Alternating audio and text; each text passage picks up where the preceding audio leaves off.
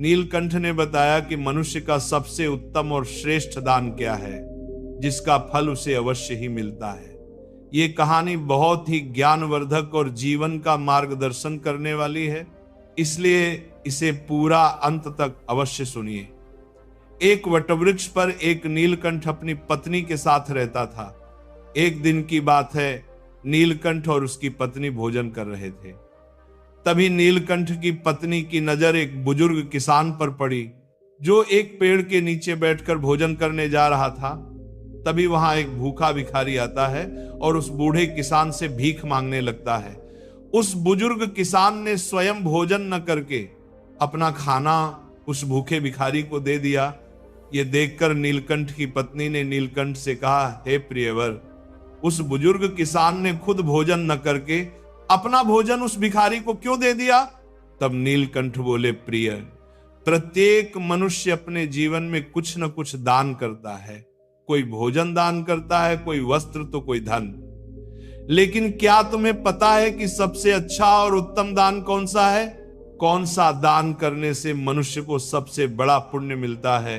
इस पर नीलकंठ की पत्नी ने कहा, नहीं प्रियवर, ऐसा कौन सा दान है? नीलकंठ ने मुस्कुराकर कहा, प्रिय, ये बात मैं तुम्हें कहानी के माध्यम से बताता हूं। ये कहानी न केवल प्रेरणादायक है, बल्कि जो भी इसे ध्यान पूर्वक अंत तक सुनता है वह जान जाता है कि सच्चा और श्रेष्ठ दान क्या होता है और उसका महत्व कितना बड़ा है। ये कहकर नीलकंठ ने कहानी शुरू की। प्राचीन समय की बात है। चंद्रपुर नामक एक गांव में कैलाश नाम का एक युवक रहता था। वह लकड़ी काटकर अपना जीवन यापन करता था। अपनी पत्नी के साथ वो बहुत साधारण जीवन जी रहा था। जलाऊ लकड़ी से होने वाली आमदनी पर्याप्त नहीं हो पाती थी, जिससे उसके परिवार में भोजन और कपड़ों की कमी बनी रहती थी। एक दिन परेशान होकर कैलाश की पत्नी गुस्से में बोली, कितने दिनों तक यह सिलसिला चलता रहेगा? न कोई त्योहार मनाते हैं, न कोई खुशी। क्यों न इस लकड़ी काटने के काम को छोड़कर नगर जाकर कोई और काम ढूंढ लो? कब तक हम यूं ही कठिनाइयों और गरीबी में जीवन बिताएंगे? कैलाश ने बड़े प्यार से कहा, भाग्यवान, मैं हमेशा तुम्हारी बात मानता हूं, लेकिन मैंने पहले भी कहा है, मैं ये गांव नहीं छोड़ सकता। शहर में यहां जैसी शांति नहीं मिलेगी और मैं नहीं चाहता कि ये विषय हमारे बीच दोबारा आए। उसकी पत्नी ने कहा, ठीक है, जैसा तुम्हें सही लगे। खाना तैयार है, खा लो और फिर लकड़ी काटने चले जाओ। भोजन करने के बाद कैलाश लकड़ी काटने के लिए जंगल की ओर निकल पड़ा। चलते चलते वो काफी दूर निकल गया। वो सोचने लगा, आज तो बहुत दूर आ गया हूं, मुझे एक बड़ा पेड़ चाहिए ताकि आज अच्छी आमदनी हो जाए। लेकिन उसे कोई बड़ा पेड़ नजर नहीं आ रहा था। वो बोला, वहां एक पेड़ है, भले छोटा है, चलो आज के लिए इसी से काम चला लेता हूं। कैलाश ने वह पेड़ काटा और सिर पर जलाऊ लकड़ी का गट्ठर रखकर नगर की ओर बेचने के लिए निकल पड़ा। लेकिन नगर पहुंचने पर उसने देखा कि लकड़ी खरीदने वाला कोई नहीं था। वह सोचने लगा, क्या मुझे ये सारी लकड़ियां वापस घर ले जानी पड़ेंगी?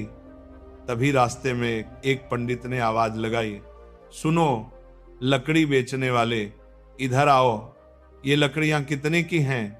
कैलाश ने कहा, पंडित जी, आपको सारी लकड़ियां चाहिए या आधी? अगर सारी चाहिए तो कम दाम में दे दूंगा। पंडित ने कहा, मुझे सारी लकड़ियां चाहिए, लेकिन तुम्हारे बताए दाम पर नहीं, मैं अपने दाम पर ही ले सकता हूं। कैलाश ने थकान भरे स्वर में कहा, अरे तो फिर ये लकड़ियां बहुत सस्ती हो जाएंगी, लेकिन चलिए दे दीजिए, वैसे भी मैं थक चुका हूं। पंडित ने रुपए देते हुए कहा, ये लो और लकड़ियां यहां रख दो। वैसे तुम भूखे लग रहे हो, क्या कुछ खाना खाओगे? सब तैयार है, खाना खाकर ही जाना। कैलाश ने कहा, मुझे भूख तो बहुत लगी है, लेकिन अगर मैं खाऊं तो आपके लिए खाना नहीं बचेगा। रहने दीजिए, मैं घर जाकर खा लूंगा। पंडित मुस्कुराए और बोले, चिंता मत करो, यहाँ इतना भोजन है कि 20 लोग और खा सकते हैं। जब भी भूख लगे यहाँ आ जाया करो। कैलाश ने पूछा, क्या आप हमेशा ही सबको ऐसे खाना खिलाते हैं? पंडित ने उत्तर दिया, जब तक परमात्मा ने मुझ पर कृपा रखी है मैं ये करता रहूंगा, ये सब उनकी ही मर्जी है। कैलाश ने कहा, ठीक है, तो मैं आज भोजन यहीं कर लूंगा। उस दिन कैलाश ने पंडित के घर भरपेट भोजन किया, फिर धन्यवाद देते हुए बोला, पंडित जी, आप बहुत दयालु और नेक दिल इंसान हैं। ऐसा अच्छा काम करने में मैं आपकी मदद करना चाहता हूं। अब से मैं लकड़ियां मुफ्त में दिया करूंगा। पंडित ने कहा, बेटा सकुशल घर जाना। कैलाश ने काटी हुई सारी लकड़ियां पंडित को मुफ्त में दे दी और घर की ओर निकल गया। घर पहुंचते ही उसकी पत्नी ने पूछा, इतनी देर क्यों हो गई? क्या आज लकड़ियों का अच्छा सौदा हुआ? लाओ पैसे दो। कैलाश ने कहा, सौदा अच्छा तो नहीं था, आज केवल एक ही मिला है, शून्य। ये लो। उसकी पत्नी आश्चर्य से बोली, क्या सच में तुम मुझे केवल शून्य दे रहे हो? मैंने सोचा था कि आज शायद 2 गुना कमा कर लाओगे, लेकिन तुमने तो आधे भी नहीं लाए। इतनी देर तक तुम क्या कर रहे थे? कैलाश ने कहा, मैं लकड़ियां बेचने गया था, लेकिन खरीदने वाला कोई नहीं मिला। फिर पास के नगर में धर्मपाल पंडित नामक एक विद्वान के घर चला गया। उनके यहाँ जो भी जाता है वे उसे प्यार से भोजन कराते हैं। ऐसे लोगों के लिए हमें कुछ करना चाहिए। उसकी पत्नी ने पूछा, हमेशा खाना खिलाते हैं? फिर तो वे बहुत अमीर होंगे, नहीं तो इतने लोगों को कैसे खिलाते होंगे? और तुमने उनकी मदद कैसे की? कैलाश ने उत्तर दिया, वे उतने अमीर नहीं हैं जितना तुम सोच रही हो। वे उस नगर के मंदिर के पुजारी हैं। अपनी मेहनत की कमाई से ही सबको भोजन कराते हैं। मैंने उनकी मदद के लिए कहा कि मैं उनके लिए हमेशा लकड़ियां मुफ्त में काट कर दूंगा। उसकी पत्नी बोली, क्या इतना काफी है? अगर तुम 2 गट्ठर लकड़ी नहीं काटोगे तो घर कैसे चलेगा? कैलाश ने कहा, मैं पूरी कोशिश करूंगा और जो भगवान की इच्छा होगी वही होगा। आज मैंने उनके घर खाना खाया है, एक दिन तुम्हें भी वहां ले चलूंगा। इसके बाद कैलाश हर दिन जलाऊ लकड़ी काटता और अपने वादे के मुताबिक पंडित को मुफ्त में देता। एक दिन पंडित भोजन करने ही बैठे थे कि बाहर से आवाज आई, पंडित महाराज, लकड़ी लेकर आया हूं, यहां आकर ले लीजिए ताकि मैं जा सकूं। पंडित बाहर आए और बोले, कैलाश, मैं तुम्हें आज लकड़ी का मूल्य नहीं दे सकता, तुम अपनी लकड़ियां वापस ले जाओ। कैलाश ने कहा, पैसे कल दे देना, लेकिन लकड़ियां यहीं छोड़ रहा हूं, मुझे बहुत भूख लगी है, क्या आप भोजन दे सकते हैं? वैसे भी आप सबको खिलाते हैं। पंडित मुस्कुराए और बोले, क्यों नहीं कैलाश, पहले अपने हाथ पैर धो लो, तब तक मैं भोजन की व्यवस्था करता हूं। पंडित घर के अंदर गए और पत्नी से बोले, कैलाश आया है, मैंने उसे भोजन देने का वचन दिया है। पत्नी बोली, आपने ऐसा वादा क्यों किया? हमारे घर में खाने के लिए कुछ भी नहीं बचा है सिवाय उस भोजन के जो मैंने अभी आपको परोसा है। अब कैलाश को कैसे खिलाएंगे? पंडित ने शांत स्वर में कहा, अरे इसमें कौन सी बड़ी बात हो गई? तुमने जो खाना परोसा है वही कैलाश के लिए पर्याप्त है। मैं सोचता हूं आज उपवास कर लूं। पत्नी बोली, आप ऐसा कब तक करेंगे? जब हमारे पास खुद के लिए भी पर्याप्त नहीं है तब दूसरों के लिए इतना सब क्यों करते हैं? ये सब कहां से आएगा? पंडित बोले, ईश्वर सब कुछ देता है, पहले कैलाश को भोजन परोस दो। मित्रों, पंडित ऐसे ही लोगों को भोजन कराते थे, भले ही उनके पास स्वयं के लिए कुछ न हो। कैलाश हर दिन जलाओ लकड़ी काटकर पंडित को दे आता था और पंडित हर बार उसे आशीर्वाद देते थे। लेकिन धीरे धीरे उसका घर कठिनाइयों में घिरने लगा। उसकी पत्नी बार बार कहती, हर दिन लकड़ी मुफ्त में दे आते हो तो घर कैसे चलेगा? कभी तो अपने लिए भी सोचो। लेकिन कैलाश ने हमेशा यही कहा, जिन लोगों के घर में भूखा कोई नहीं सोता वहां का चूल्हा भगवान खुद जलाते हैं, इसलिए चिंता मत करो। एक दिन वो जंगल में पहले से भी ज्यादा अंदर तक चला गया। सूरज सिर पर था, प्यास और भूख से वह बेहाल था। तभी उसने देखा एक साधु पेड़ के नीचे ध्यान में लीन है। कैलाश ने सोचा शायद इनके पास पानी हो। वह धीरे से साधु के पास गया और विनम्रता से बोला, महात्मन, क्या मुझे थोड़ा पानी मिलेगा? साधु ने आंखें खोली और बोले, पानी? ये तपस्थली है, यहां मैं 3 दिन से निर्जल तप कर रहा हूं, यहां पानी नहीं है पुत्र। कैलाश ने हाथ जोड़कर कहा, तो मुझे क्षमा करें, मैंने आपको परेशान किया। वह मुड़ ही रहा था कि अचानक उसके पैर में कांटा चुभ गया। उसने आह कहा तो साधु की ध्यानावस्था भंग हो गई। साधु क्रोधित होकर बोले, अरे दुष्ट, तूने मेरे तप में विघ्न डाला है, अब तू मनुष्य नहीं रहेगा, जाओ अगले जन्म में तू कुत्ता बनेगा। कैलाश घबरा गया। उसने तुरंत उनके चरणों में गिरकर कहा, महाराज, मैंने अनजाने में भूल की है, कृपया मुझे क्षमा करें, मैं तो केवल पानी की तलाश में आया था। साधु का हृदय पसीज गया। वे बोले, ठीक है, मेरा श्राप व्यर्थ नहीं जाएगा, परंतु यह भी सत्य है कि मैं अनुदान के बिना नहीं जाऊंगा, तू कुत्ता बनेगा, परंतु जब तू किसी भूखे प्राणी को बिना स्वार्थ के भोजन देगा तब तेरा श्राप समाप्त हो जाएगा और तुझे अपना असली रूप वापस मिलेगा। ये कहकर साधु वहां से अदृश्य हो गए। जब कैलाश को होश आया तो उसने देखा कि वह अब कुत्ते के रूप में है। उसने भौंकने की कोशिश की पर मनुष्य की आवाज नहीं निकल रही थी। उसे बहुत भूख लगी थी। वह नगर की ओर भागा जहां लोगों ने उसे डंडे मारकर भगा दिया। थका हारा वह उसी पंडित के घर पहुंचा जहां पहले लकड़ियां दिया करता था। उसने देखा पंडित बाहर बैठे हैं। कैलाश के भीतर एक परिचय सी भावना जागी। वह पास जाकर उनके पैरों में सिर रख दिया। पंडित ने उसे देखा और बोले, अरे बेचारा, लगता है भूखा है। उन्होंने अपनी थाली से रोटी का टुकड़ा उठाया और कुत्ते को दे दिया। कैलाश ने उसे खा लिया और पंडित के चरणों में बैठ गया। पत्नी बोली, क्यों पंडित जी, ये कुत्ता अब यहां रहेगा क्या?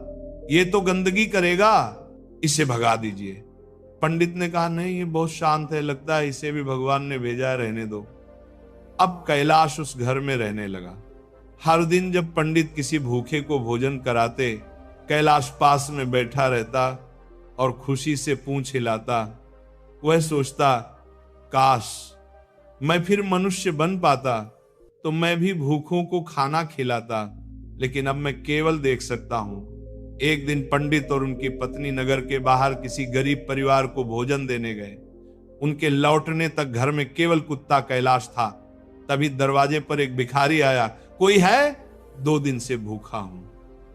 कैलाश के मन में साधु के शब्द गूंजे, जब तू किसी भूखे को बिना स्वार्थ के भोजन देगा तब तेरा श्राप मिट जाएगा। वह अंदर भागा, मुंह में रोटी का टुकड़ा दबाया और बाहर आकर भिखारी के सामने रख दिया। भिखारी ने उसे उठाया, खाया और बोला, हे प्रभु, जिसने यह रोटी दी उसे सुख मिले। इतना कहते ही तेज प्रकाश फैला और कैलाश का कुत्ते का रूप समाप्त हो गया। वह फिर से मनुष्य बन गया, पहले से भी तेजस्वी और शांत मुख वाला।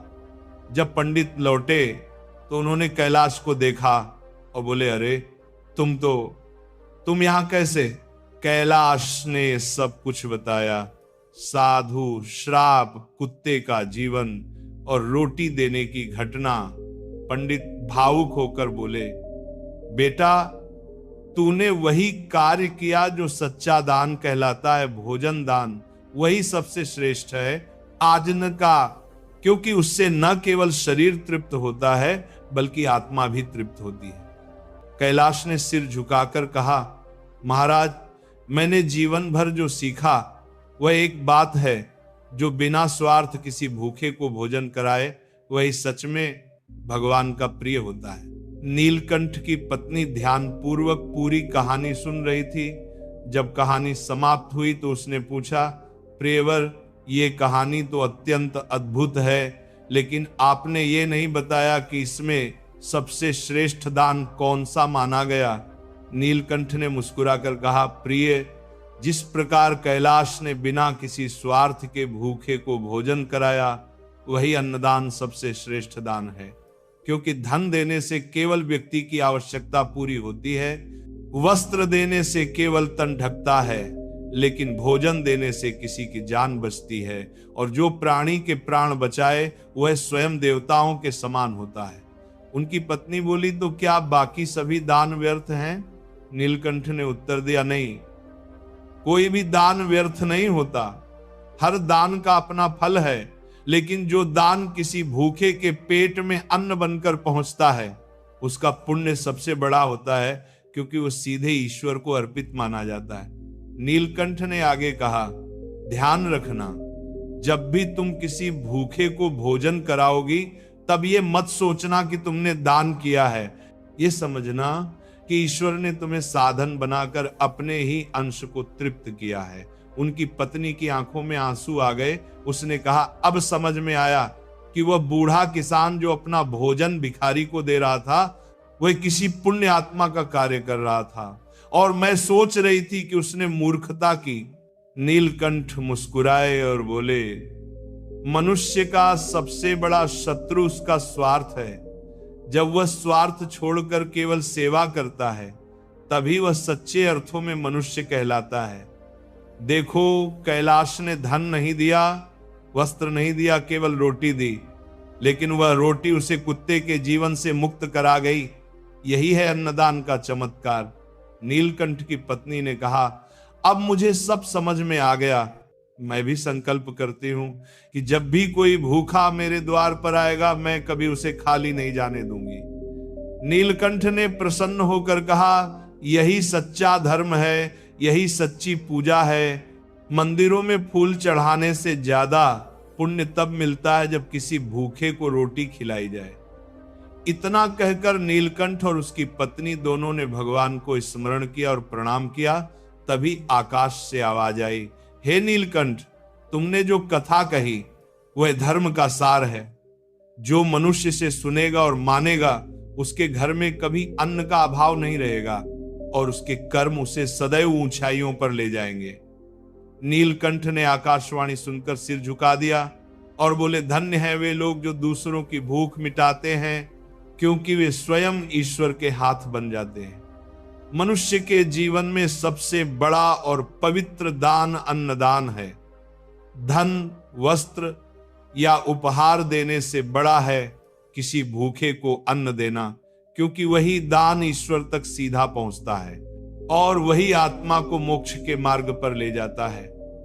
जो मनुष्य अन्नदान करता है, उसके जीवन से दरिद्रता, रोग और दुख स्वयं दूर भाग जाते हैं। वही सच्चा भक्त कहलाता है, जो दूसरों के पेट में भोजन और हृदय में प्रेम भरता है।